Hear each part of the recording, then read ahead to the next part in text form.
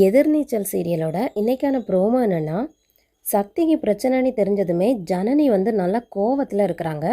அப்போ அவங்க கோவத்தில் கீழே வந்து அன்புக்கரசியோட ரூம் கதவை தட்டி தட்டி வெளியில் வா வெளியில் வான்னு சொல்லி சத்தம் போடுறாங்க.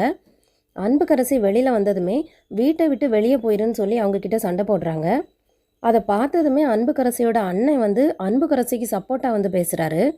அவர் பேசுனதை பார்த்ததும் நல்லா கோவமாட்டு ஜனனி அவரை தள்ளி விட்டுட்டு சொல்கிறாங்க, இப்போவே சொல்கிறேன், உன் தங்கச்சியை கூட்டிகிட்டு வெளியில் ஓடிடு, அதான் உனக்கும் நல்லது அப்படிங்கிறாங்க. அதை கேட்டதுமே அன்புக்கரசியும் அவளோட அண்ணனும் வந்து நல்ல கோவத்தில் நிற்கிறாங்க.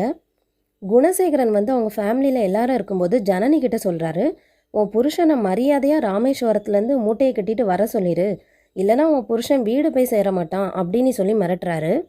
அதுக்கு ஜனனி கேட்குறாங்க, என்ன மிரட்டி பார்க்குறீங்களா அப்படிங்கிறாங்க. அதுக்கு குணசேகரன் சொல்கிறாரு, நடக்க போகிறத தான் சொல்கிறேன்னு மிரட்டுறாரு. ராமேஸ்வரத்துலேருந்து கோயிலில் வச்சு ஒருத்தர் வந்து சக்தி கிட்ட சொல்கிறாரு, நீ ஏதோ உன் குடும்பத்துக்கு நல்லது நடக்கணும்னு நினச்சி வந்திருப்ப, ஆனால் அதுவே உனக்கு பிரச்சனை ஆகிட போகுது அப்படிங்கிறாரு. அதுக்கு சக்தி சொல்கிறாரு, பிரச்சனை இருக்கும்னு எங்களுக்கு தெரியும் ஐயா, ஆனால் அது எந்த மாதிரி பிரச்சனைன்னு தான் எனக்கு தெரியணும் அப்படிங்கிறாங்க. சக்தியும் அவரை வந்து பேசிக்கிட்டே நடந்து வரும்போது நிறைய ரவுடிங்க வந்து அவங்க 2 பேரையும் சுற்றி நிற்கிறாங்க.